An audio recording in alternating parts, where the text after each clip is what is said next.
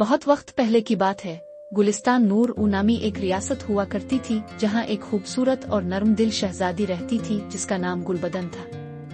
इसकी आंखें नीले आसमान जैसी, बाल रेशमी सुनहरी और चेहरा गुलाब की पंखुड़ी की मानिंद नाजुक था। वो सिर्फ इंसानों से ही नहीं बल्कि फूलों, परिंदों और तितलियों से भी बात करती थी, मगर दिल ही दिल में। एक दिन जब वो अपने महल के बाग में टहल रही थी, अचानक एक सुनहरी तितली ने इसके कंधे पर बैठकर कहा, शहजादी, हमें तुम्हारी मदद चाहिए। शहजादी चौंक गई।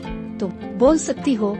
तितली ने बताया कि एक पुराना जादू खत्म हो चुका है, जिसकी वजह से अब सिर्फ नेक दिल इंसान तितलियों की जुबान सुन सकते हैं। बाग में तितलियों का राजा बीमार है और सारा जंगल परेशान है। गुलबदन ने फौरन मदद की हामी भरी।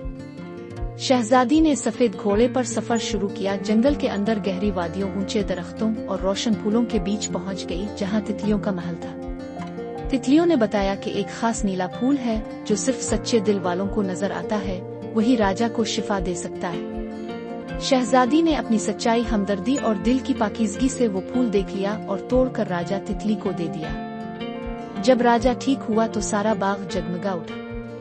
तितलियों ने शहजादी को फहमी जुबानों की मालिका का लक़ब दिया। शहजादी वापस लौटी तो हर फूल, हर परिंदा और हर तितली उसके नाम के गीत गाती थी।